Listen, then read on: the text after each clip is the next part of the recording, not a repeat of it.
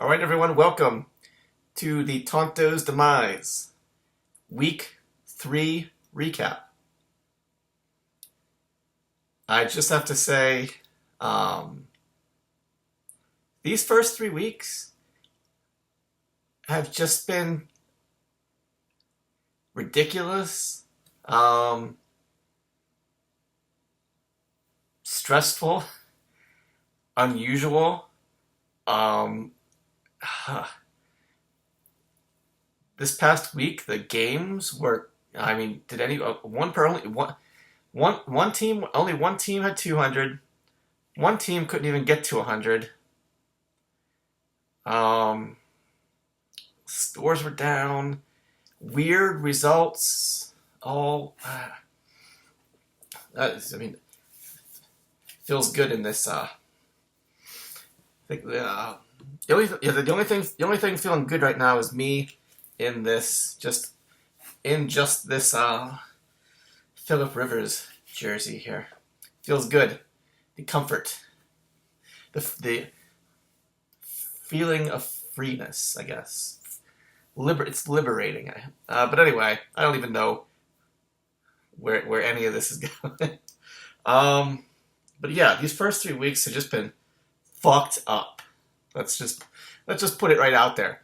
Between injuries and just weird shit happening, a lot of teams underperforming, not a lot of action this past week. I think it's safe to say that a lot of people, a lot of us are just like struggling to hold on, just hold on for my guys, some of your guys to come back. But not like one or two of us, like 5 or 6 or 7 of us are just like, I just have to hold on and maybe stay 500 and try to make the playoffs. Just gotta hold on. Every week has just been like banging your head against the wall with just weird things going on. But yeah.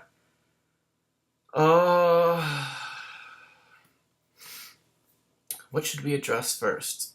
Is there anything? I don't think there was any big stuff to talk about. Is that better? I don't know. Gags. Sorry for what happened this week to you. But correct me if I'm wrong. Doesn't this happen to you like once every year? Where you score less than you have 1 week where you're under 100? I feel like that happens to you for some reason. And only you. Like once a year. Alright. What else? Is there anything really what can we discuss? I'm trying to think if there's anything besides the matchups that we need to talk about. I don't think so. So let's dive right into it. We had the defending champion, myself, the Wizard of Wimber, going up against Boomers, Zach, who maybe I need to go back and look at last year. But Zach, I think, including not the Tonto Bowl, but the semifinals last year, I want to say I beat you 3 times last year. And this might be 4 for 4.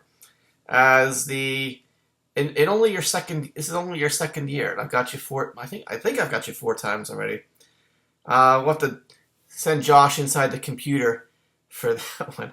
But anyway, the Wizard of Wimber was down about 105 points going into Monday night.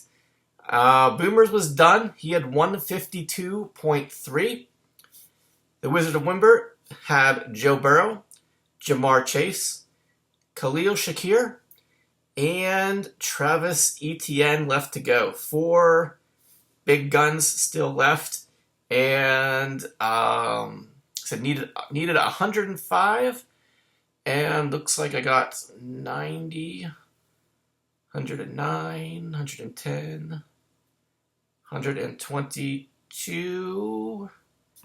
And yeah, fortunately, Burrow threw a couple touchdowns to Jamar Chase. Again, thank you, Kevin, for that. The whole league is screaming, Kevin. Every time, probably every time I get a win this year, they'll be screaming Kevin, like in Home Alone. So, yeah. The Burrow Chase stack comes through this week. The Wizard of Wimber avoids dropping to 0-3, gets win number 1, and keeps Boomers from staying undefeated. The final score here, 169.8 to the aforementioned 152.3. Burrow goes for 60.5. Chase goes for 30. Shakir goes for 19. JSN 7. Rashad White 8.5. Mason 10.8. Ferguson 15.5. ETN in the flex 12.5. My highest scoring player week 1 and week 2, Fairbairn, misses a 50-yarder and gets me 0, while the plug-in of the Tampa Bay defense completely backfires this week. Should have stuck with Baltimore, I guess lesson learned. At home, they got steamrolled by Tampa Bay. Thankfully, both of our defenses, probably one of the saving factors of this matchup for me is that both of our defenses got steamrolled by winless teams.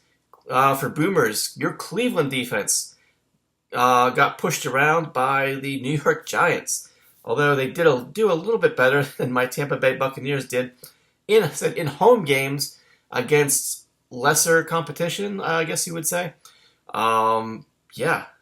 Fortunately, if Cleveland's defense had stepped up against Daniel Jones there, this matchup definitely goes the other way. Although, I would be remiss if I did not mention, Zach, thank you for picking up Juwan Jennings and keeping him on the bench. Because that guy dropped a 50-burger on your bench. He had Juwan Jennings, 1.2 less points than his quarterback, Purdy. Yeah, his quarterback, Purdy, only outscored him by 1.2. Anyway, so yes, Zach, thank you for missing out on Juwan Jennings' game of his life. Will you plug him into the lineup next week, hoping that lightning strikes twice? I would be a little bit cautious about that. But anyway, did I say Tampa Bay's defense got, I think I didn't have to change it, it was 6. For Boomers, I said Purdy, he goes for 50.7. Mike Evans, only 3.5. Tank Dell, 11. Quentin Johnston, 12.5. Aaron Jones goes for over 100 yards and a touchdown. He gets you 28.8. Dobbins gets kind of shut down by the Steelers defense, 8.5 points. McBride, your tight end, another kind of disappointment. First couple weeks of the season here. I believe he also did get concussed in this game, so I'll have to keep an eye on that for you. Bijan in the flex there, 13.2. Koo goes for about 7.5. And then again, your Cleveland Browns defense, Yahoo says 11. And I think that was the actual score because we only bumped you up a little bit there. I didn't have to change my score at all. And I only had to give you additional points for Koo's field goal there. But yeah, this one said Monday Night Miracle came through for me. I was really nervous because I thought for sure that Mason was going to have a big game and that Brock Purdy wasn't going to have to throw as much as he did in this game. He threw it all to Juwan Jennings. I thought Mason was going to have 100 yards and a touchdown or two easy against the Rams, who were just a complete dumpster fire going into this week, but they ended up winning the game. I think listening to the radio a little bit today, they're talking about how there were so many teams this past week, 0-2 teams, going and how they are very aware of how if you drop to 0-3, not in Tonto's demise, but in the NFL, you don't want to drop to 0-3 because your playoff chances are already practically out the door. So I think a lot of those 0-2 teams, like Denver, like the Giants, a bunch of them were playing much harder than with the Rams too. The Rams beat the 49ers. Came out and played a lot harder than they were expected to, and said to try to avoid going 0-3. Some of those teams like Tampa Bay and Cleveland and San Francisco maybe took their opponents for granted a little bit and ended up setting up on the wrong side of the scoreboard there this past week.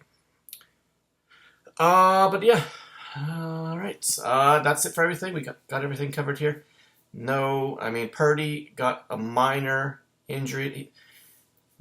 I'm just looking here. Purdy, Tank Dell, and McBride all have Q's by their names now. I think Purdy just had some back soreness. He should be fine. Let's see it. Tank Dell. Just soreness, okay. Back and wrist soreness. But yeah, I think McBride, he is in the concussion protocol. So you'll have to keep an eye on that. All right, but yeah, with the victory, Wizard of Wimber moves to 1-2, but stayed exactly in the same spot in the standings in 10th place. While Boomers drops to 2-1, he is now in 5th place.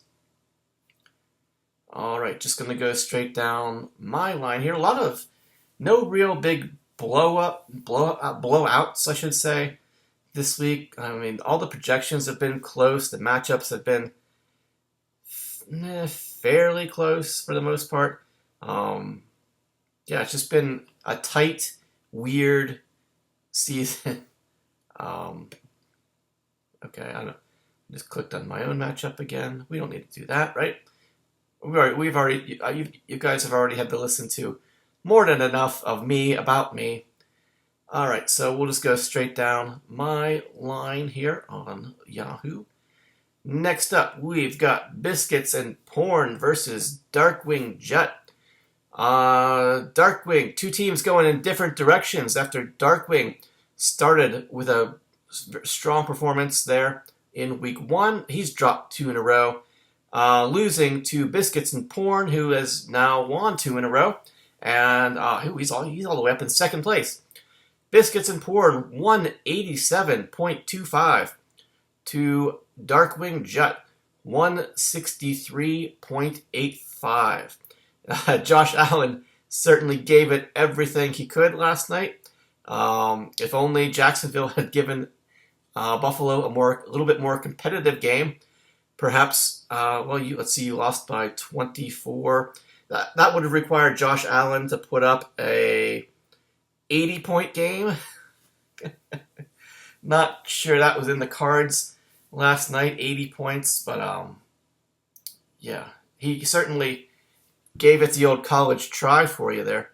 You probably would have liked a little bit more from Keon Coleman, but I guess this was better than the 0 that he put up last week. He only had 1 catch, but it was for a touchdown. But we're talking way too much about the loser of this matchup. Let's talk about the winner. Biscuits and Porn. Patrick Mahomes goes for 43.5. DJ Moore, Devontae Smith, Ladd McConkey, 15.5, 15, 7.5 respectively. Najee and Gibbs, 13.5, 16.5. Goedert, perhaps one of the biggest factors in this matchup. Dallas Goedert he lost to Devontae Smith after putting up 15 points. Goedert goes wild for 30 points this week. Over 170 receiving yards. Brian Bang Bang Robinson in the flex there, 10.5. Aubrey, your kicker, for the 2nd time in Tonto's Demise history. A kicker scores a bink, +3 for a 65-yard field goal. It did not exist, never thought it would exist until it happened a couple years ago. So we decided, hey, if they're going to count 65-plus yard plays for +3, if you're going to kick a 65-plus, if it's a scoring play that's 65-plus yards, I think there's no reason that your kicker, if he accomplishes that feat, doesn't deserve it just as much as the regular guy. So yeah, Aubrey actually got you about 15 points this week, your kicker. And then your Kansas City Chiefs Buns, they get the victory this week. I would argue that they should have lost this matchup on a blatant pass interference on Pitts in the end zone there that did not get called against Kansas City. They should have had the ball at the 1-yard line there. And probably would have ended up winning. But they did not. Let's see. Chiefs defense. Yahoo says 11. You did not. You had the plus the bink there. That takes you to 186 or 176, and you gained about 9. So you must have gotten about 20 from the Chiefs defense there. For Darkwing Jet Monday night, he has Josh Allen and Keon Coleman. Did you have anybody else there Monday night? No. No Bengals, no Jags, no Washington there. Yeah. All right, anyway, blah. Josh Allen said he went for 56.5, 4 touchdowns. Jacksonville had no answer for him. Keon Coleman said 1 catch for him, but it was a 25-yard touchdown. 9.5 points there. Jameson Williams, after a promising week 1, has kind of fallen off the map here these last 2 weeks. Oh, actually, never mind. No, he did have like a... I'm sorry. I take that back. He had like a long catch, I think, last week. He actually goes for... He went for 15 last week. That's pretty good. But this week, he only gets you 1.2. CD Lamb, only 8.5. Kyron Williams goes off for 32 points this week. Bucky Irving, 11.5. Looking for Mark Andrews, if anybody has seen him. Justin, don't know what is going on with that. If you're going to have to try to figure something else out, or you're gonna ride this out, see what happens. You got Conklin, the Jets tight end on the bench there. I can't believe we're saying this, but you might be forced to put Mark Andrews on the bench. Not really sure. Said, what is happening there? Yeah, big 0 for him this week. Another guy, after a promising start in week 1, Xavier Worthy, should say. Only 5 points for him in the flex. Let's see, week 1. If my internet would work here and bring up Xavier's game log. Come on. What's going on here? Come on. Okay, yeah, he had 21 points in week 1, 4 last week, 5 this week. Perhaps he is going to be another boom bust player for you. Your kicker, Elliott from the Eagles. He gets you, Justin, 2 zeros. 2 zeros and a 1 in your lineup this week. So we said you lost by, 24? And CD Lamb only scoring single digits? That's got to hurt. Oh, man. 1 point between 3 players, and, CD not doing much. That really... this matchup could have definitely gone the other way, but as we said, it did not. After Thursday night, Justin was probably, just like Detling last week, riding high off of the Jets defense. I think I changed your score there Thursday night. You had 40 points from the Jets defense after Thursday night. that means you got about 96, 97 points from your buns. Unfortunately, Justin, on Sunday, Kyrie Irving was the only meat on your sandwich who decided to show up this week, and wasn't enough to get you past Biscuits this week. All right, let's see. Biscuits. Now, like I said, he went from 0-1 to 0-1 to 2-1. Justin teams going in different directions, but it's still very early, of course. Biscuits, he jumps up to second place, while Darkwing Jet drops to 1-2. He is now in 8th place. Next up, we had grudge match. Yinzer Jags versus Disco. Disco with a huge projection. I mean, Yahoo had you guys basically, I think, if that was correct, projected to be about almost projected to tie this matchup.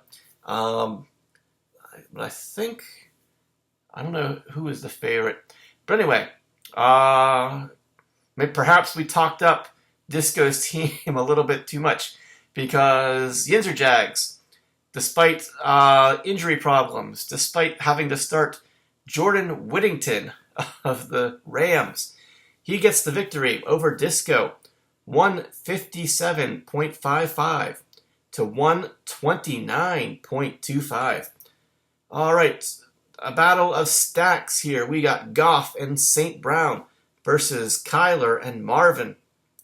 And let's see. It looks like they were almost even. Let's see. Goff and St. Brown. That looks like 54.05, something like that. 54. And then Kyler and Harrison looks like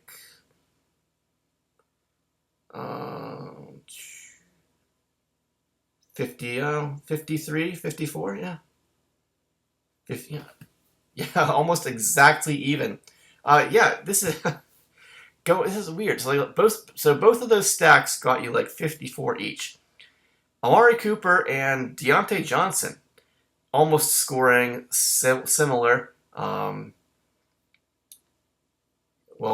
Yinzer Jags, the winner of this matchup.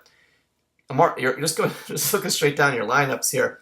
Amari Cooper scores 27.6, and just going directly across from him, we had Deontay. Said Cooper 27.6. Enjoy this, Matt, because it's probably one of like 3 weeks this year that Amari Cooper shows up. That's usually always about good for. But yeah, 27.6 for Cooper. 26.2, so like a 1.5 point difference there between those two wide receivers. Christian Kirk, Jesus, guys. Jacksonville receivers stacked against each other here. Christian Kirk wins this matchup over Brian Thomas Jr., 16-10. Then we got Brees versus James Cook. James Cook, 18.7. Brees, 18.3. Half a point difference there. Guys. Akers versus Josh Jacobs. Josh Jacobs only goes for 6, while Akers goes for 10. Plug and play there for Matt. The other part of Matt's Detroit stack, Laporta, goes for 5.5 points there, but I believe Parkinson went for 5, so again a half point difference there between your players, but I think Laporta has an ankle sprain, not a serious high ankle sprain or anything, but something you will need to keep an eye on. Here it looks like Amari Cooper also has a Q next to his name now. I don't see anything about an exact injury status, where he is, how he is injured. Doesn't say anything that I can see here on the Yahoo here, so you have to keep an eye on that. Anyway, in the flex there for Yinzer Jags, Picked up Jordan Whittington, rookie receiver from the Rams. He gets you 5.8. Ashan in the flex for Disco, he gets 8.8.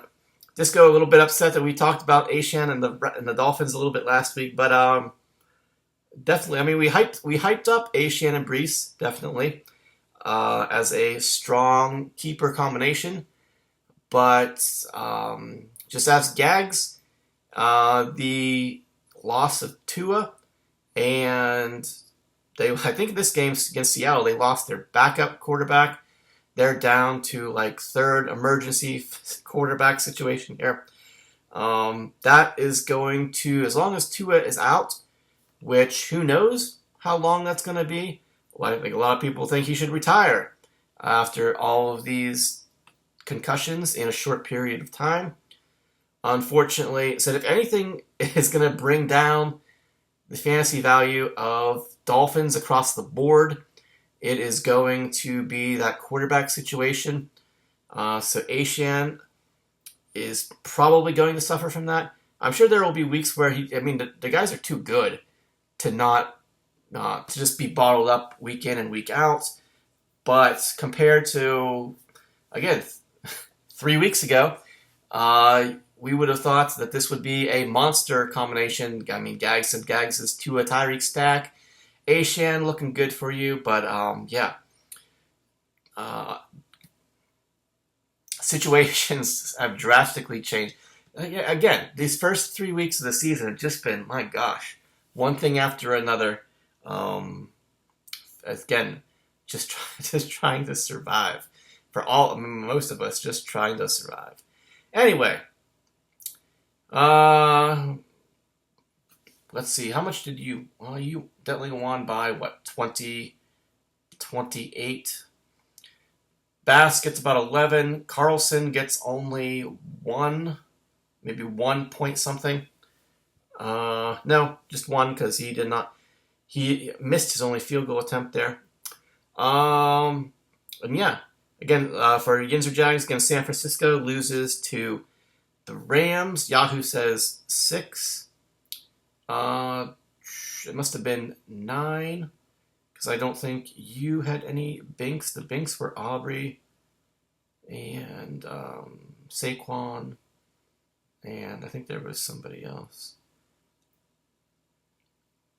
But anyway, I'm sure I'll think of it when I see it. Said one of the biggest factors here, I think we covered pretty much all of Disco's lineup already. Going through, because your rosters lined up here against each other.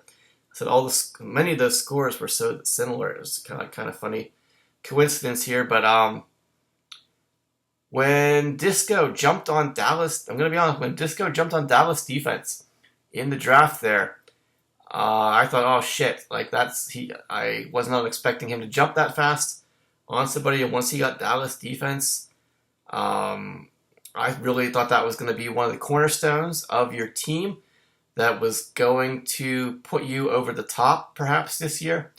But my gosh, what has happened? They have completely fallen apart, sad to say. And I feel like San Francisco defense was, I think, I took Baltimore, and then Matt took San Fran, and maybe Disco took Dallas first, but they all went like in quick succession there in the draft. But having watched what was going on with those teams and the defenses this year, and the teams who have defenses that are actually playing well, it almost feels like even though we give so many points for defenses, the ones who are supposed to be good seem to just always end up being crap, and then they drop down. And the ones who are doing good this year are ones that are just like waiver wire pickup defenses, like Minnesota and Seattle and Green Bay, and what is going on? Will things kind of level out perhaps as the season goes on? But all these defenses that were considered top tier going into the season, what have they done? I will confess, I'm sure Detling and Disco will both tell you that they have been underwhelmed by the performances of their high draft pick defenses so far this year. So we'll see how that plays out over the course of the season. But yeah, Disco, you were fortunate enough, you were kind enough to me to not require any lineup point adjustments this week. As, yeah, the Dallas Cowboys defense, 0. So yeah. With this result here, both of you are now 2-1. Yinzers moves up to 2-1. Disco drops to 2-1. He drops out of first place to 4th place, while Yinzer Jags moves up to 6th place. Next, we've got the Battle of the Basement. Shawshank versus Dub C. And pretty much thanks to the Steelers' defense, Josh gets it done this week. 160.95 to 140.75. So about a 20-point difference here. Let's see if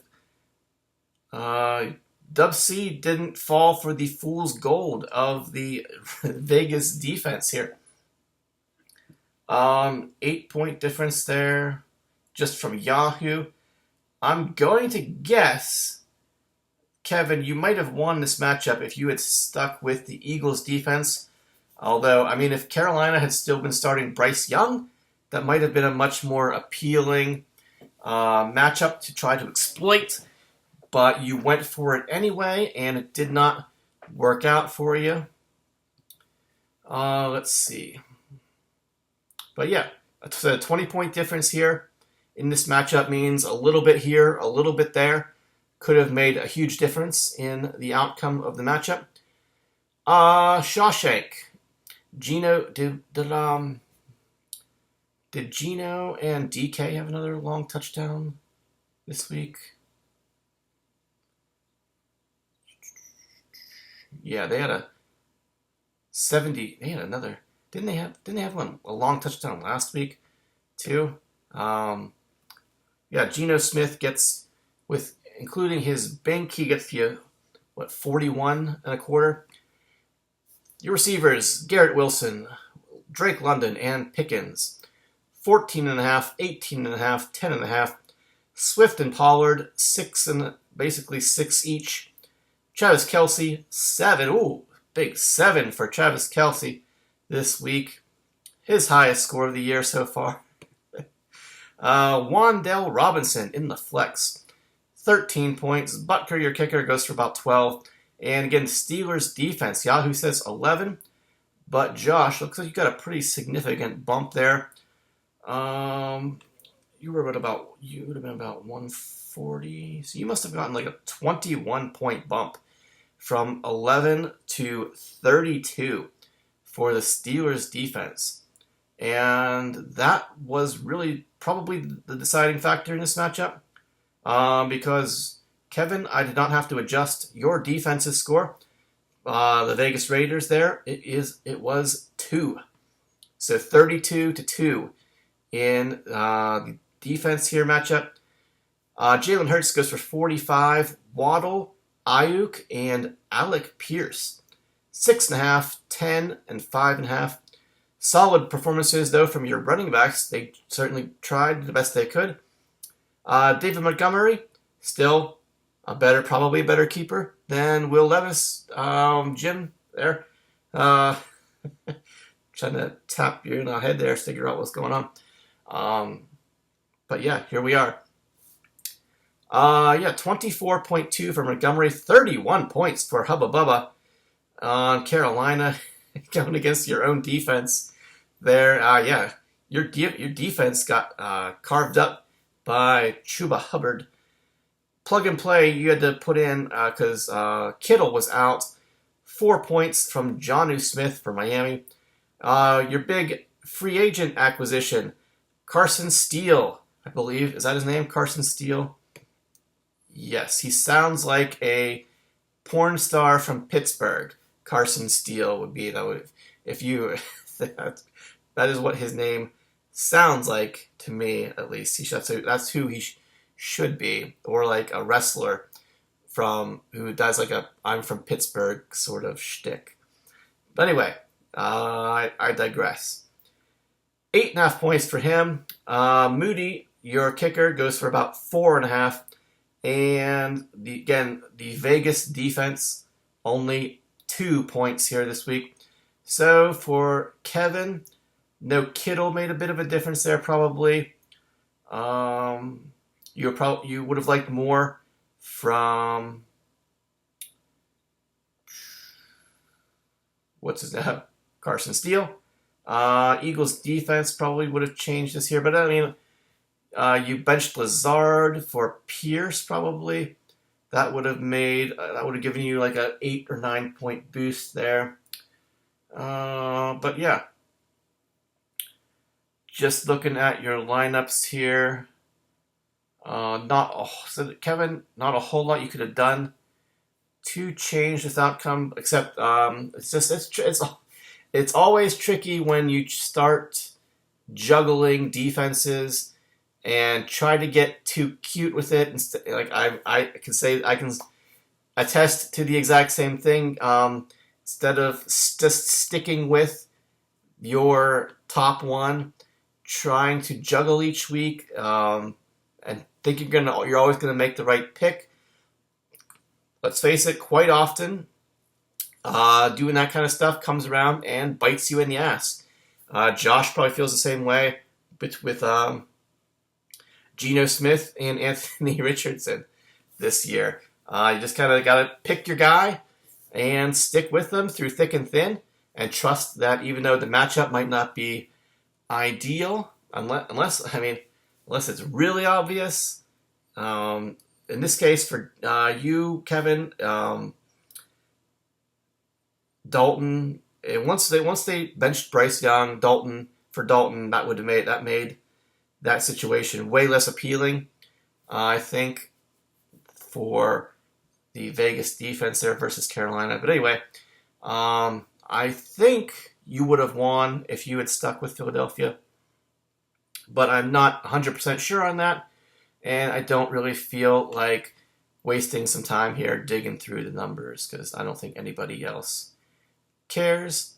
But anyway, all right, with this victory, Shawshank Athletics gets win number 1. He is now 1-2, although he might have, I think, was he in the basement before? Maybe you moved out of the basement to 11th place, while the Dub C Hooligans dropped to 0-3, and they are in the basement in 12th place.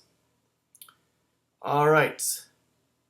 Next up, we had the Murder Brothers, Gags and Ed, the crime scene criminals, going up against each other in a grudge match, much like Disco and Yinzer Jags, butting heads, seeing who's best. This being week 3, I think you'll get to play. Will you play each other again at the end of the season? I'll take a look in here. I think, yeah, you guys will end. Every week 3 matchup will repeat in week 14, the last week of the regular season. But we already mentioned this right out of the gate here. Gags was not able to crack 100 this week. Ed Lager cruises to an easy victory, despite only scoring 136.6 to Gags' 95.95. Let's see.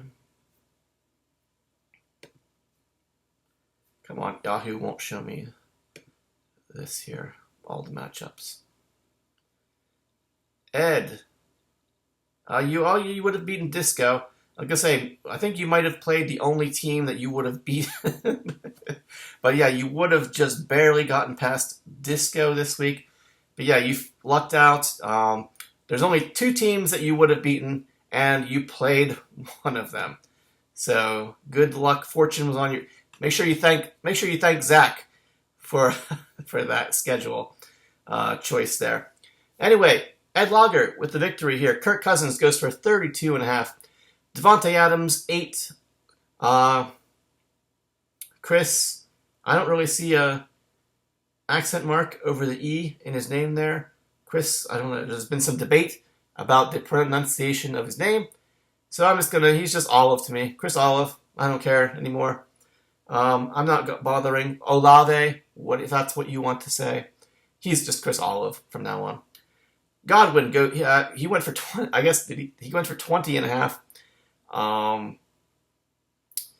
Godwin goes for 17. Saquon has a bank. He goes for almost just under 40 points this week. Big factor in this matchup because Stevenson, your other running back, only went for 0.3. Dalton Schultz goes for 3. Zay Flowers in the flex, only 5. Matt Gay, your kicker, goes for 3. And then your Houston Texans defense, after going off last week, they get put in their place this week by the Minnesota Vikings once again. Yahoo says 4.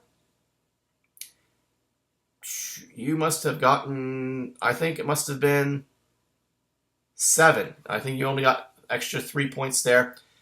Ed, for your defense there, so yeah, 30 from your quarterback, 40 from Saquon. The rest wasn't very impressive, but it was enough to get things done this week over Gags, who had Derek Carr, no more Tua Tyreek stack. Carr, who has declined in fantasy points every week so far this year. You're going. Gags. I mean, obviously the no Tua Tyreek connection now. You're going heavy on the Saints. Just as soon as you go heavy on the Saints investment there, I think they scored 92, 93 points in the first 2 weeks of the season. This week they score 12. So having their quarterback and Kamara, never have been or ever will be a fan of having a quarterback running back combination on your team. But yeah, the Eagles certainly shut them down this week as Carr only goes for 22 and a half. Tyreek only 7. That's gotta hurt. Diggs looks like he had a completion. He catches 10 passes, but only gets 21 points there for you. Would have liked to see a little bit more there on 10 receptions. Downs goes for 5. Kamara goes for 15 and a half. James Conner, another surprise here, only 3.5 points out of him. Kyle Pitts gets 8. Zeke in the flex.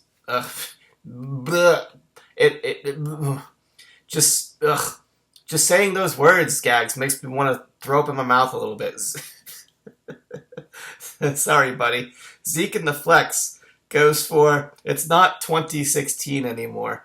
2.2 for Zeke there. Justin Tucker, not sure what is going on with him. Another missed field goal from him this week. He gets you 3.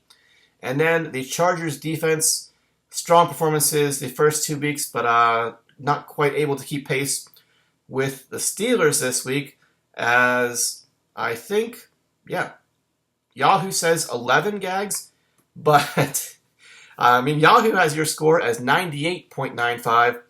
We had to cut 3 points from your defense because they only scored 8, dropping you down to that 95.95 this week. So yeah,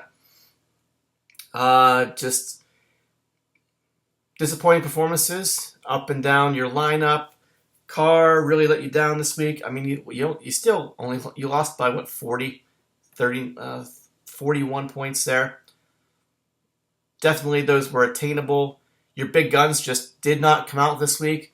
Even if you get 40, 45 from your quarterback is certainly a reasonable expectation. But yeah, Tyreek and James Conner only getting you 10. That hurts. Ed was definitely susceptible in this matchup, thanks to a lot of single-digit scores in each of your lineups. But yeah, Gag's just not quite enough here. With the victory, Ed moves up to 2-1. Again, two teams going in different directions. I think Gags, well, you were the number one team after week one.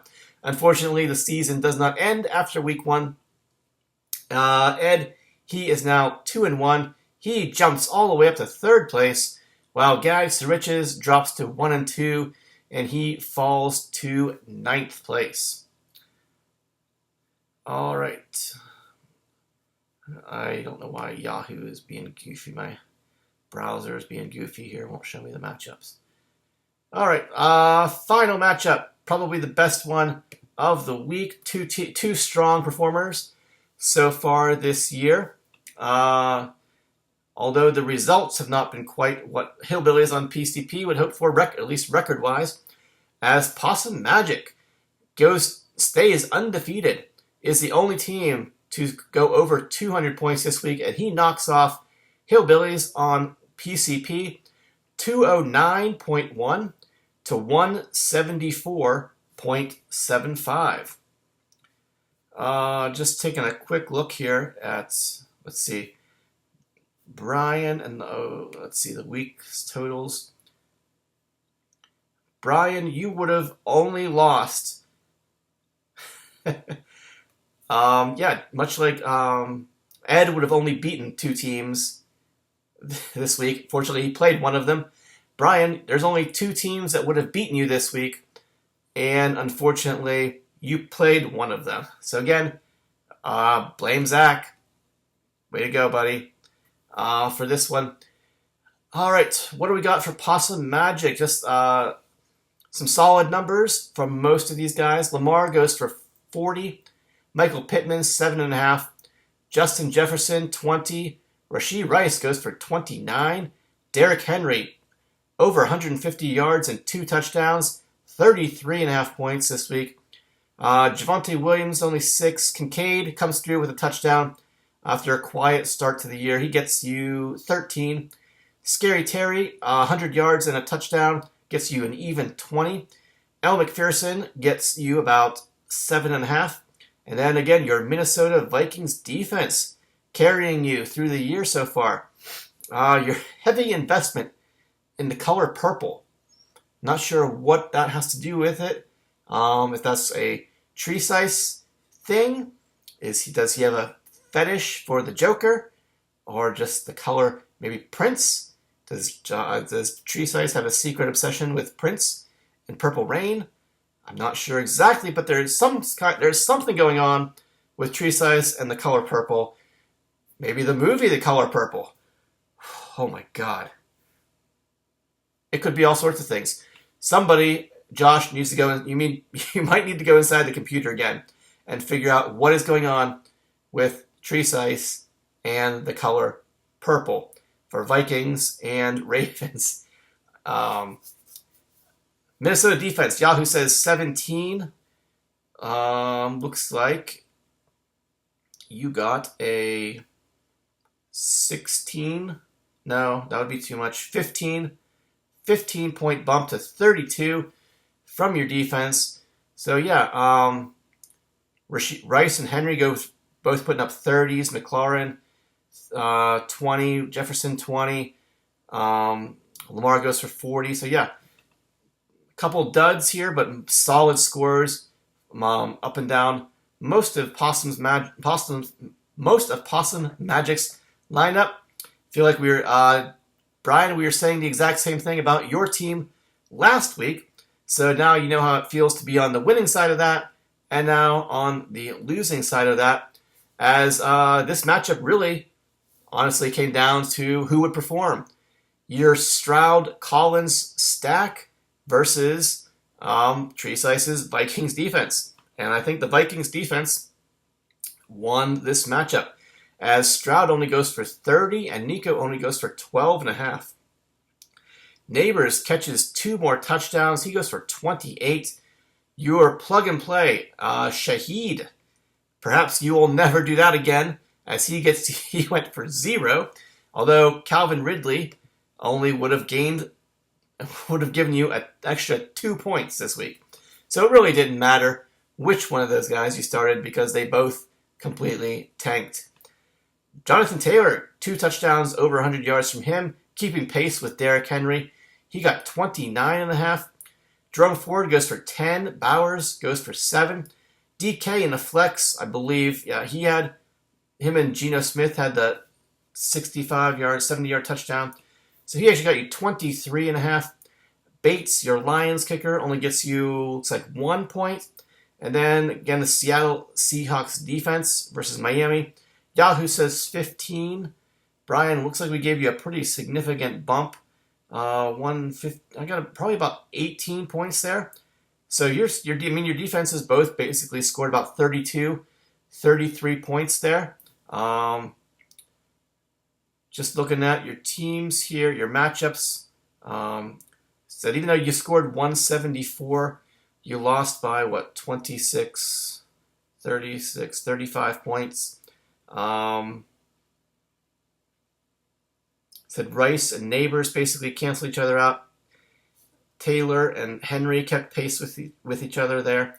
Metcalf and McLaurin, your defenses basically scored the same.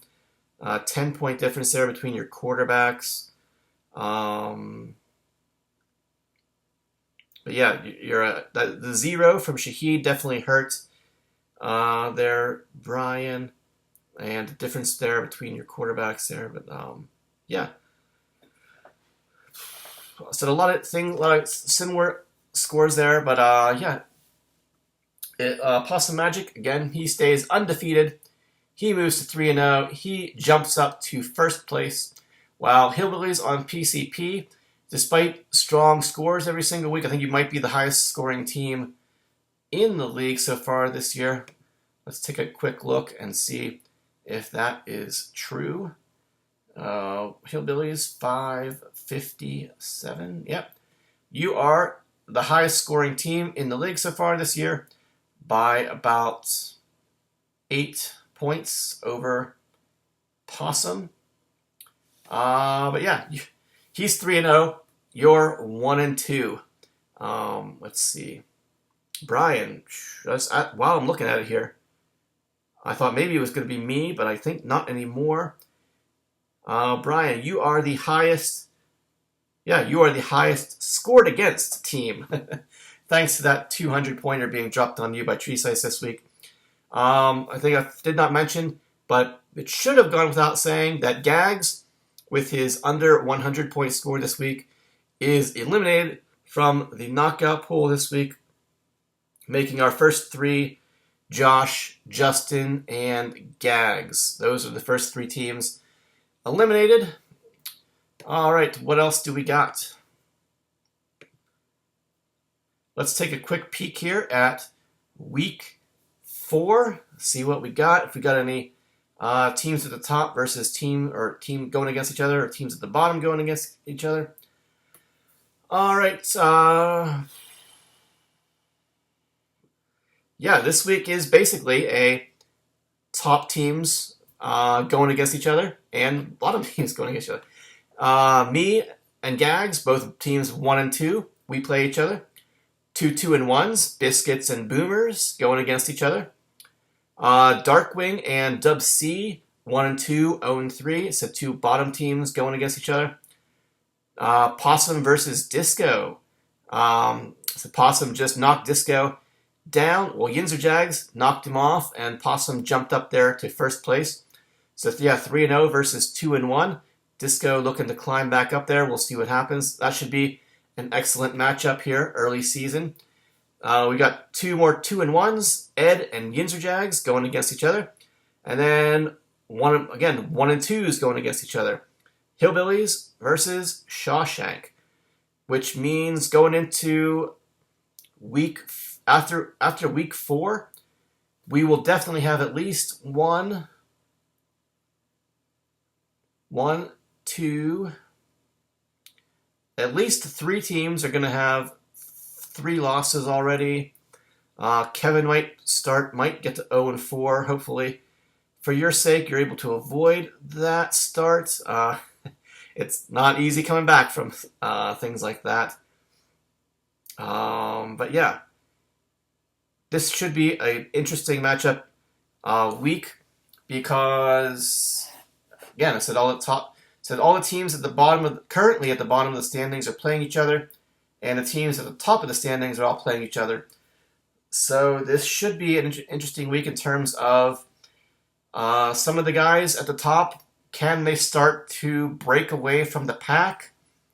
And the guys at the bottom, you're looking to avoid falling even further from the top here.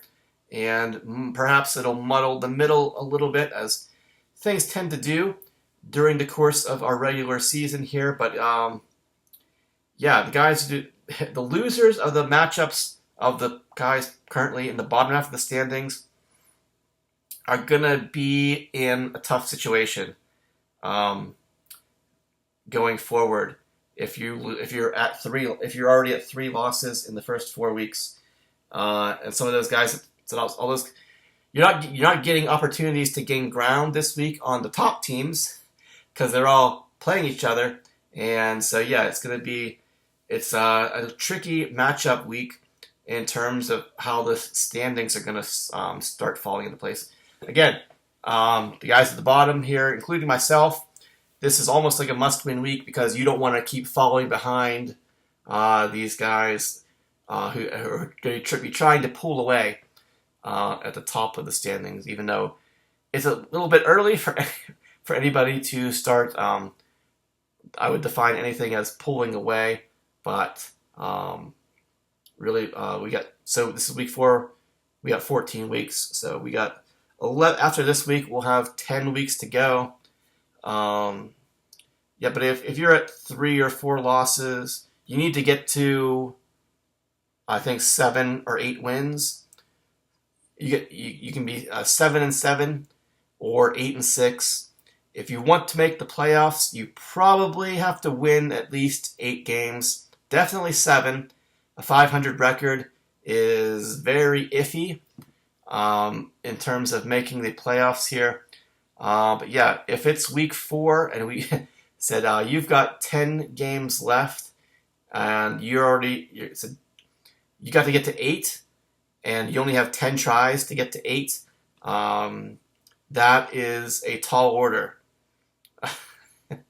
Because the league, obviously, as we all know, is very competitive year in and year out. If you don't get off to a good start, it's very tricky to climb your way into a playoff position here. So, yeah. The teams, again, basically the point is us guys here at the bottom in these matchups, Brian and Josh, Justin and Dub C, me and Gags. The guys who lose those matchups are going to be put into difficult positions here in terms of the course of the season here, trying to climb your way back out of the hole and into a playoff spot. Yeah, because each week that goes by, that's one less week you've got to try to get to 8 or at least 7. And if at this point, after 4 weeks, you're at 1 or 0, yeah, you're in trouble. You're going to be in trouble. Is it a South Park meme or something? So you're going to have a hard time. I forget exactly how it goes. But anyway. All right, guys. This past week, I think we didn't have nearly as many huge, devastating injuries. Thank God. But, it was just a weird week. All sorts of strange matchups, surprising outcomes, things going on. But anyway, thanks for listening, watching, or whatever it is you do. Can I squeeze this to under an hour? Here, I've got like 40 seconds. We got to run through all this shit here. Kevin, your dog took a shit on Alf's head. It's right there between Alf's head and Bob Dylan's nose. Bob Dylan's smelling that dog shit. Poor guy I don't know why you put your nose right there next to Alf's head when he's got a pile of shit on top of it. May all of your teams meet or exceed expectations. Nobody gets hurt this week, and we come back next week and we discuss all of the exciting events of week 4 in Tonto's Demise, Season 21. Thanks, guys. Bye-bye.